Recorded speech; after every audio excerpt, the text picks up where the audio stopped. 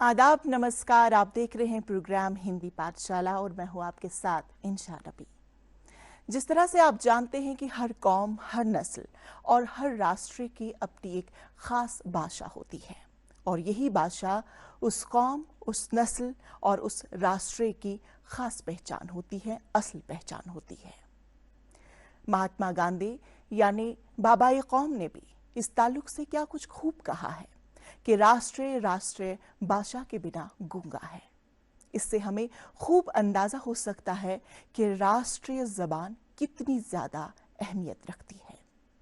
अगर हम हिंदुस्तान की बात करें तो हिंदुस्तान के मुख्तलिफ राज्यों में मुख्तलिफ जबानें बोली जाती हैं, लेकिन हिंदी जबान राष्ट्रीय जबान के तौर पर तस्वुर की जा रही है, उसे अहमियत दी जा रही है। इन्हीं सब चीजों पर आज हम बातचीत करेंगे कि क्या कुछ अहमियत है समाजी एतबार से, सकाफती एतबार से और सरकारी एतबार से। इन सब चीजों पर बातचीत करने के लिए हमने अपने स्टूडियो में दावत दी है डॉक्टर सब्जार अहमद को। डॉक्टर सब्जार अहमद के ताल्लुक से मैं बताना चाहूंगी कि ये एनआईटी में हिंदी डिपार्टमेंट में हिंदी अधिकारी के तौर पर अपनी खिदमत अंजाम दे रहे हैं। मन की बात प्रोग्राम के ट्रांसलेटर भी रह चुके हैं। साथ ही साथ नेशनल लेवल पर इनके कई सारे पेपर्स भी पब्लिश हो चुके हैं। डॉक्टर साहब, आपका बहुत ज़्यादा स्वागत करती हूँ। जी, बहुत बहुत धन्यवाद इंशा जी, आपका बहुत ज़्यादा शुक्रिया जी। सबसे पहले डॉक्टर साहब आपसे जानना चाहूँगी कि हिंदुस्तान में जो हिंदी लैंग्वेज है इसकी क्या अहमियत है और कब वजूद में अमल में आई? देखिए, सबसे पहले तो अगर हम हिंदी भाषा के इतिहास की बात करें जी। तो इसका इतिहास इतना समृद्ध है, इतना विस्तृत है कि यदि हम सदियों तक या बोलते जाए इसकी विरासत के बारे में, इसकी समृद्धि के बारे में, तो फिर भी वह समय कम पड़ जाएगा। लेकिन संक्षिप्त में अगर कहा जाए तो हिंदी भाषा जो है उसमें उसके जो रूट्स है वो जैसे कि पता है कि हर किसी भाषा के मूल कहीं ना कहीं जुड़े रहते हैं। बिल्कुल। और उसी प्रकार से जिस प्रकार संस्कृत को कई भाषाओं की जननी भी कहा गया है, ठीक उसी प्रकार हिंदी भाषा की जननी भी संस्कृत को ही माना जाता है, क्योंकि ये संस्कृत से निकली हुई भाषा है। अगर यदि इसके प्राचीन रूप के बारे में बात करें तो सर्वप्रथम जो संस्कृत थी, जिसमें वैदिक संस्कृत थी, लौकिक संस्कृत थी, तो वहाँ से फिर जो लौकिक संस्कृत है वो फिर आगे समय के साथ चलते चलते उसमें से फिर प्राकृत भाषा का विकास हुआ और फिर प्राकृत में से फिर धीरे समय के साथ साथ चलती गई, तो उसमें परिवर्तन होते गए और फिर उसमें अपभ्रंश शौरसैनी का विकास होता गया और उसी शौरसैनी अपभ्रंश से फिर आगे चलकर आधुनिक हिंदी का जन्म हुआ है। जी। और आज कल जिस आधुनिक हिंदी, जिसको हम आधुनिक हिंदी भी कहते हैं, जिसका हम प्रयोग करते हैं, उसमें हम खड़ी बोली हिंदी का प्रयोग करते हैं जी। और इसके साथ साथ जैसे फिर इसका विभिन्न रूपों में प्रयोग होता गया है। प्राचीन काल में भी इसका प्रयोग विभिन्न, जैसे मैंने आपसे कहा कि पाली, प्राकृत जैसी भाषाओं या बोलियों के रूप में इसका प्रयोग होता रहा है। फिर आगे चलकर फिर मध्यकालीन में भी जैसे प्रमुख कवि रहे हमारे, कबीरदास जी रहे हैं, सूरदास जी रहे हैं, तुलसीदास जी रहे हैं, तो उन्होंने विभिन्न अलग अलग बोलियों का प्रयोग किया। जैसे कबीरदास ने सदुकड़ी भाषा, जिसको हम कहते हैं, उसकी भाषा का प्रयोग किया है। सदुकड़ी भाषा का अर्थ हम ये ले लें कि साधुओं की भाषा। ठीक है सर, हमने कुछ पेपर प्रेजेंटेशन या हम अपने प्रेजेंटेशन की बात करें जो हमने ऑलरेडी तैयार की हुई है, उसके और चलते हैं कि हमारे पास आज कुछ मटेरियल है। आज हमारा पहला क्लास है। जाहिर है कि हमारे दर्शक भी काफ़ी ज़्यादा इंटरेस्टिंग है इस चीज़ को देखने के लिए, परखने के लिए कि आखिर अब नया क्या कुछ आया है। शुरू करें। जी ज़रूर।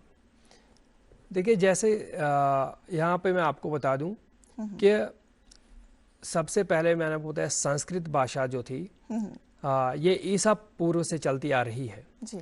संस्कृत, उसके भी दो अलग अलग भाग हुए थे, वैदिक संस्कृत और लौकिक संस्कृत। फिर लौकिक संस्कृत से आगे चलकर ये धीरे धीरे विभिन्न भाषाओं में आगे चलकर फिर ये हिंदी आगे चलता गया, और जिसका आज जो रूप हम आज देखते हैं आधुनिक हिंदी का रूप देखते हैं। और उससे पहले जो मध्ययुगीन का जो रूप देखते हैं, जो जैसे मैंने कहा कबीरदास जी का है, उन्होंने सदुकड़ी भाषा का प्रयोग किया, और उस सदुकड़ी वजह से कि वो संत परंपरा से जुड़े हुए थे। सदुकड़ी भाषा में संतों की भाषा जो थी, उन्होंने उस भाषा को अपनाया था। जैसे कि उनका एक प्रसिद्ध दोहा है कि बुरा जो देखन मैं चला मुझसे बुरा न कोई, बुरा जो देखन मैं चला बुरा न मिलिया कोई, जो दिल जागा अपना मुझसे बुरा न कोई। तो इससे उनके जो संतों की जो वाणी थी वो परिलक्षित होती है, वो दृष्टिगत होती है। या उनका इसी प्रकार से एक संत परंपरा की जो वाणी थी, उससे एक मिलता जुलता दोहा है कि धीरे धीरे रे मना धीरे सब कुछ होए, माली सींचे 100 गड़ा ऋतु आए फल होए। कि वो अपने आप से कह रहा है, अपने मन से कह रहा है, मेरे मन रुक जा, सहम जा।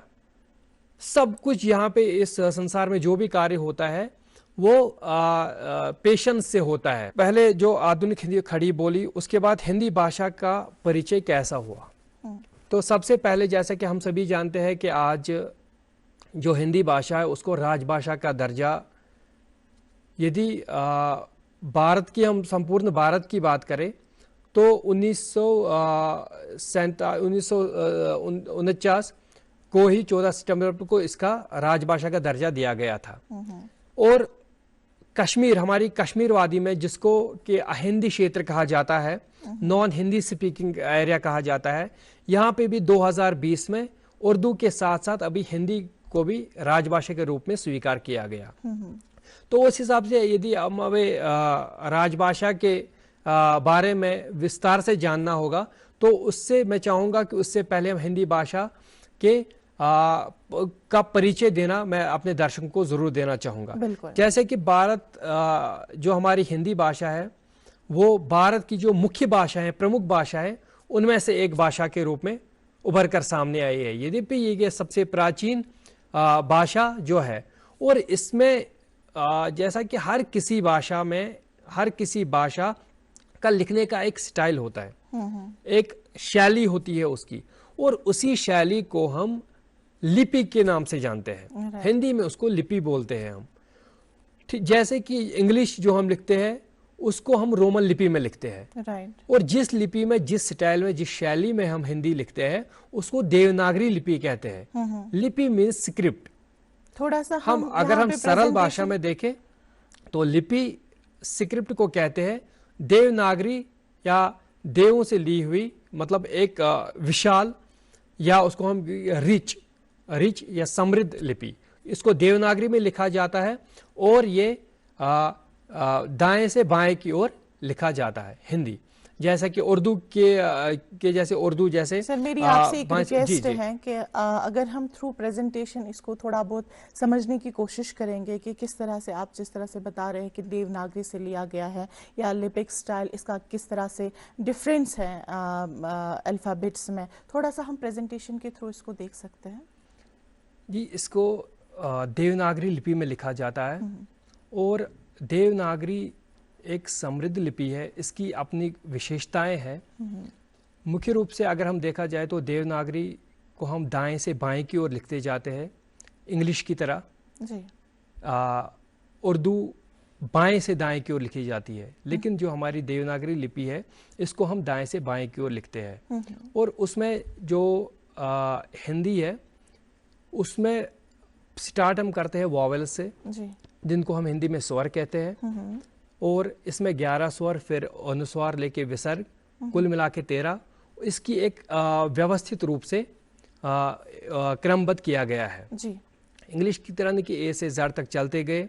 इसमें वॉवेल्स अलग से पहले स्टार्ट में लिखे जाते हैं, जिसमें उनका प्रोनाउंसिएशन यदि हम करना चाहे, आ, ई, उ, यहाँ तक यदि हम देखा जाए इन 6 तक, तो इसको हम बोलते हैं, जो सबसे स्टार्टिंग में हम पढ़ते हैं, इसका शॉर्ट है जी। इसको हम ह्रस्व स्वर बोलते हैं, या इन ह्रस्व स्वर को हम लघु स्वर के नाम से भी जानते हैं। जी। लघु स्वर, लघु का मतलब ही होता है छोटा। लघु का मतलब होता है, अगर हम उसका वर्ड मीनिंग देखेंगे, शाब्दिक अर्थ देखेंगे, तो लघु का अर्थ होता है छोटा। और इसीलिए इनको, क्योंकि इसकी आवाज हालांकि कट रही है, छोटा है अ, बस इतना ही है अ, तो ये वाला इसको हम लघु स्वर की श्रेणी में रखते हैं। उसके बाद उसी अ को थोड़ा सा हम बढ़ाते हैं, आ, जो हम दूसरा जो वर्ण है हमारा, जो हमारा दूसरा वर्ण है, उसको हम आ बोलते हैं। इनको हम बोलते हैं दीर्घ स्वर। दीर्घ स्वर का मतलब होता है मतलब खींचा हुआ, लंबा। आप देखिए इसमें मतलब कितना मिलता जुलता है, ये सीखने की दृष्टि से भी बहुत इजी है। अ, आ, फिर सेम कैटेगरी में फिर ए, जैसे मैंने कहा था लघु स्वर छोटा ए, फिर उसी को लंबा खींचना ई, ए, ई, अ, आ, ए, ई, उसके बाद उ, ऊ, फिर रे, यहां तक। उसके बाद जो पहले 6 आते, इसके बाद जो भी बाकी आते हैं ये सारे दीर्घ स्वर श्रेणी में आते हैं। ये सारे दीर्घ स्वर वो लंबी वाली कैटेगरी में आते हैं, क्योंकि उसके बाद है ए, क्योंकि छोटा तो नहीं है।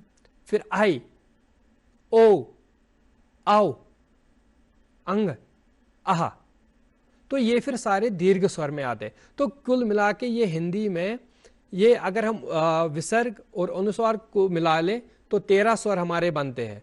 इसके बाद फिर अलग तरीके से उनके बाद कॉन्सोनेंट्स की बात आती है, उसके बाद कॉन्सोनेंट्स चलते जाते हैं।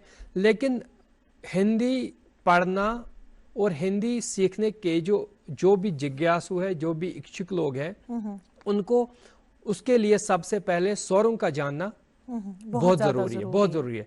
क्योंकि इन स्वरों को जाने बिना वह हिंदी पढ़ नहीं सकता, लिखने, अगर यदि वह पढ़ भी सकता है तो, लेकिन उसका सही इस्तेमाल, सही उपयोग नहीं कर सकता। यहाँ पे मैं कुछ इसमें ऐड करना चाहूँगी कि जिस तरह से हम अक्सर हिंदी ज़बान को लेकर जब हम बात करते हैं, तो अक्सर जब हम दूसरे ज़बानों के साथ इसका तुलना करते हैं, तो हम ये देखते हैं कि जो हम समझते हैं, जो हम सोचते हैं, हम वही लिखते भी हैं। हिंदी जो भाषा की जो असल पहचान है, असल रूह जो है, वो इन्हीं चीज़ों से हमें पता चल जाती है। जी बिल्कुल। देखिए, अगर हम उस हिसाब से, जैसा आप बता रहे हैं कि जो हम लिखते हैं वही सोचते हैं, तो जिस लिपि की हम बात कर रहे हैं, देवनागरी लिपि, जिसमें हमने या जिसमें हिंदी को लिखा जाता है, वो एक अन्य भाषाओं में मुझे लगता है कि सबसे अधिक वैज्ञानिक भी है, सबसे अधिक ध्वनियात्मक है। क्योंकि आप अगर हम कंपैरिजन की बात करें यहाँ पे, तो आप देखें कि जो हमारे मन में जो भाव होता है जी, हम वही हिंदी भाषा में लिखे वही लिखते भी हैं, और हम फिर पढ़ते भी वही है जी। सबसे बात। मैं आपसे कहता हूं कि हम लिखते हैं ठंड, अगर हम ठ ऊपर अंगा की बिंदी फिर ढ, तो अगर कोई भी पढ़े तो वो ठंड ही पढ़ेगा इसको। इसमें कोई अंग्रेजी में देखिए, इसके विपरीत आप अंग्रेजी में देखिए या हिंदी में हम कोई भी नाम लिखते हैं, न में फिर आ की मात्रा डाल दीजिए, फिर म, हो गया नाम। तो फिर इसके आगे नेक्स्ट अगर हम इंग्लिश की बात करें, आप देखिए जैसे हम लिखते हैं, आप सेम रख लीजिए, टी एच तक आप सेम रख लीजिए, फिर ROUGH, तो हम इसका क्या उच्चारण करेंगे, क्या प्रोनाउंस करेंगे, थ्रो। फिर लिख लीजिए TH, फिर भी सेम रखिए, OUGH, फिर धाव। तो फिर यहाँ पे वो द की आवाज निकल रहा है, डी की आवाज निकल रहा है, वहां पे थ।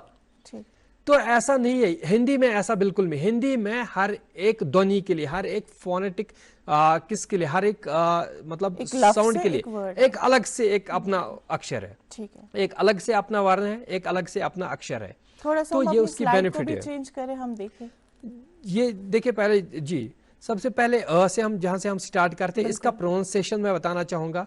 अ से अनार, क्योंकि चित्र देखने से क्या होता है कि जैसे छोटे बच्चों की जो पुस्तकें होती है उसमें अधिकतर चित्रों का प्रयोग होता है, बिल्कुल, क्योंकि चित्र से क्या होता है कि उनके मस्तिष्क में, उनके जहन में इजीली बैठ जाता है, तो उससे उसका प्रोनाउंसिएशन ज्यादा इजी और समझना भी इजी हो जाता है। अ से अनार, आ से आम, इमली, इमली छोटा करना है इसको, जैसे मैं बता रहा था लघु स्वर है, छोटा है, इमली।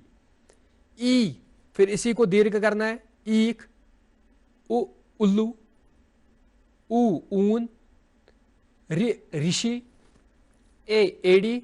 थोड़ा सा मैं यहाँ पे समझना चाहूँगी क्योंकि हमारे दर्शकों के लिए भी ये थोड़ा सा नया है और सीखना भी जब हम किसी भाषा को सीखते हैं तो वक्त का भी एक ख़ास उस पे एक पहलू होता है, इस खास अहमियत होती है। तो थोड़ा सा मैं यहाँ पे डीपली समझना चाहूँगी कि जो हमारे ये अक्षर होते हैं, जो हमारे अल्फ़ाबेट्स होते हैं, इनको हम किस तरह से पहचाने, इनको हम किस तरह से अपने ज़बान पर ला सकते हैं, क्योंकि सबसे बड़ी बात होती है ज़बान। इसमें कुछ ऐसी बिंदियाँ होती है, कुछ ऐसी डंडियाँ होती हैं जिनको हम प्रोनाउंस करते समय हमें अपनी टंग ट्विस्टिंग का भी ख्याल रखना होता है, अगर मैं गलत ना हो तो। जी, लेकिन जिस टंग ट्विस्टिंग की आप बात कर रहे हैं, तो जो हम अभी अपने दर्शकों को दिखा रहे हैं, हम स्वर की बात कर रहे हैं जी। तो इसमें ज्यादा मतलब टंग ट्विस्टिंग का मतलब मुद्दा आता ही नहीं है जी।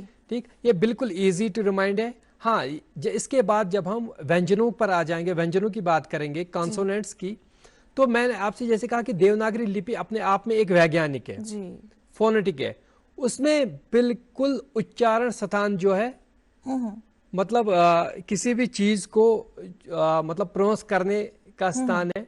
लाइक हम टंग से किसका प्रोनाउंस करेंगे, हमें गले से किस अल्फाबेट की आवाज निकालनी है, तो उनको बिल्कुल क वर्ग, ख वर्ग या च वर्ग, ट वर्ग उस हिसाब से करके कॉलम्स में ऑलरेडी रखा गया है। तो इसीलिए इसको ज्यादा साइंटिफिक भी कहा जाता है, इसको ज्यादा टेक्निकल में भी ये स्ट्रॉन्ग है। जी, तो वो हम व्यंजन में कॉन्सोनेंट्स में उस प्रकार की समस्या जहां हमें आती है, लेकिन देवनागरी में उसका भी समाधान पहले से किया हुआ है। चलिए जी, अभी स्वरों की बात करें तो आई से ऐनक, ओ से ओखली, आओ से औरत। फिर उसके बाद देखिए जब हम इनको सीखना कंप्लीट करेंगे, इन वॉवेल्स को हम सीखेंगे, तो हिंदी में फिर इन वॉवेल्स के लिए एक जिसको हम बोलते हैं स्क्रिप्ट मार्क्स, ठीक, या मात्राएं जिसको हम हिंदी में बोलते हैं, ये एक निशान होते हैं, सिंबल्स होते हैं। तो फिर हम आगे जब हम शब्द निर्माण पे पहुंच जाते हैं, जब हम फॉर्मेशन ऑफ वर्ड्स तक आ जाते हैं, तो फिर इन वॉवेल्स की अपनी अपनी एक मात्रा है, एक सिंबल है, एक निशान है, तो उनका प्रयोग फिर करते हैं। और वो भी बिल्कुल इन्हीं में से निकाल के, जो हमने अभी जो ये वर्ण दिखाए, उन्हीं में से निकाल के उनकी फिर मात्राएं बनाई गई है। हम अपने दर्शकों को दिखा सकते हैं यहाँ पे कि किस प्रकार से उनकी मात्राएं हैं और उनका प्रयोग किस प्रकार होता है। यहाँ पे हम देख रहे हैं जो सबसे पहले हमने कहा था वो मात्राहीन है, उसमें कोई भी मात्रा नहीं है। जैसे यहाँ पे उसका मैंने दिखाया है कम कम, क्योंकि ये जो अ की साउंड है, ये जो अ वॉवेल है, ये जब हम कॉन्सोनेंट्स पे फिर आ जाएंगे, ये हर किसी कॉन्सोनेंट में अंतर्निहित होता है। ये मतलब अंतर्निहित का मतलब होता है ये प्रेजेंट, ऑलरेडी प्रेजेंट होता है हर किसी कॉन्सोनेंट में। जो ये पहला वाला अक्षर, ये वर्ण है, इनको हम देखे, इसमें भी थोड़ा सा अंतर है। हमें समझना पड़ेगा कि हम वर्ण किसको कहेंगे, हम अक्षर किसको कहेंगे, तो इनमें भी थोड़ा हमें अंतर समझना पड़ेगा। वर्ण होता है जो सबसे छोटी इकाई, जब से सबसे छोटी जो ध्वनि होती है, सरकुत लकट आवाज जो सबसे मतलब जिसमें स्वर होता है, वो उसमें उसके उच्चारण में हमारे मुंह से जो वायु है, हवा है, वो बिना किसी बाधा के बाहर आती है। इन स्वरों का उच्चारण हम इसी प्रकार कर सकते हैं। वर्ण को हम, इन स्वरों को हम वर्ण कहते हैं जी। इन स्वरों को हम कहते हैं वर्ण भी कहते हैं, इनको हम ध्वनि भी कहते हैं, और इनको हम लिपिक चिन्ह भी कहते हैं। ठीक, लिपि चिन्ह भी बोलते हैं। तो अब इनमें अंतर क्या है, वर्ण में, ध्वनि में और लिपि चिन्ह में अंतर आपस में क्या है? जब हम लिखते हैं इन स्वरों को, तो वो इसका बन जाता है वर्ण रूप, मतलब वर्ण बन जाता है वो। और जब हम फिर उसी को बोलते हैं, मतलब अ यहाँ पे लिखा हुआ था, हम फिर उस अ को जब हम पढ़ते हैं, जब हम मुंह से उसको प्रोनाउंस करते हैं, तो वहां पे फिर ये ध्वनि रूप ले जाता है। तो फिर इसको हम ध्वनि मीन्स आवाज को, साउंड को, फिर वहां पे ध्वनि इसको बोला जाता है। और फिर जब हम देखें कि ये किस शैली में हम लिखते हैं, पहले वो इंग्लिश 3 जैसा बनाते हैं, फिर इसको ऐसे लाइन खींच के फिर खड़ी डंडी डाल देते हैं। तो जिस स्टाइल में हम लिखते हैं उस वहां पे इसको बोलते हैं लिपि चिन्ह, एक लिपि का निशान स्क्रिप्ट का। जी, तो उसी हिसाब से फिर आगे चलकर जब मैंने कहा था कि अ की अपनी कोई मात्रा नहीं होती, तो मात्राएं फिर आ से स्टार्ट होने लगती है। तो हम यहाँ पे देख सकते हैं आ की मात्रा जो बीच वाला कॉलम है, सेंटर वाला कॉलम है, वहां पे ये जो पहले गोल सर्कल सा हमने दिखाया है, ये डिनोट करता है कि ये कोई अक्षर है। मान लीजिए क, ख, ग, घ, न, कोई भी अक्षर हो सकता है, या हम फॉर इंस्टेंस क ले लेंगे जो व्यंजनों में पहला व्यंजन है, जो फर्स्ट कॉन्सोनेंट है हिंदी में क। इस सर्कल को हम सपोज करेंगे कि ये क है जी। फिर अगर हम इसके साथ आ की मात्रा जोड़नी होगी तो हमें खाली ये खड़ी डंडी डालनी है। आप देख सकते हैं जो ये स्वर अपना आ है, आ में लास्ट में ये खड़ी डंडी है, तो यही इसकी मात्रा भी बन जाती है। फिर हम अगर इस गोल की जगह क डाल देंगे, या यहाँ पे मैंने लिखा भी है क, फिर जो ये खड़ी डंडी है ये आ स्वर की मात्रा है, क आ म, काम। तो ये बीच वाली जो डंडी है ये आ की मात्रा है, इसकी सिंबल है। उसी प्रकार इसको, लेकिन ये गोल इसलिए डाला गया है क्योंकि आप दर्शकों को दिखाया जाए कि ये जहां भी प्रयोग हो, जहां भी इसको इस्तेमाल करना हो, मैं खाली एक के साथ ये चीज होती है कि एक की मात्रा जहां भी इसका प्रयोग होता है ये शब्द से पहले यूज होती है। जैसा कि ऊपर हमने देखा था क आ गोल, पहले हमें अक्षर लिखना था उसके बाद मात्रा, लेकिन आप एक ही वाली मात्रा में देखिए हमें पहले मात्रा ही लिखनी है, उसके बाद अक्षर को डालना है।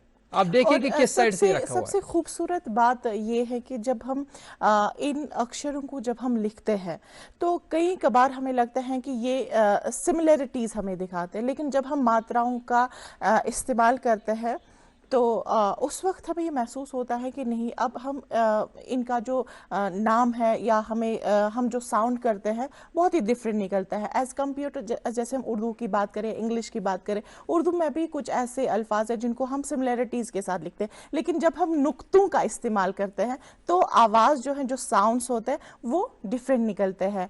बहरहाल आज के इस एपिसोड में हमने बेसिक नॉलेज सीखी कि किस तरह से हमने शब्दों का इस्तेमाल किया, साथ में इसका इतिहास क्या है वो भी हमने आपके सामने रखा, क्योंकि लैंग्वेज को सीखने से पहले अगर हम उसके इतिहास तक जाए तो मेरे ख्याल से उस लैंग्वेज को सीखने का जो मज़ा है, हुनर है, जो जज्बा है, वो कहीं ना कहीं ज़्यादा उभर कर सामने आ जाता है, और यही खासियत होती है सीखने और सिखाने की। आज के एपिसोड्स पे फ़िलहाल इतना ही, मुझे दीजिए इजाज़त। अगले एपिसोड के लिए आप देखते रहिए DD कशीर। आदाब।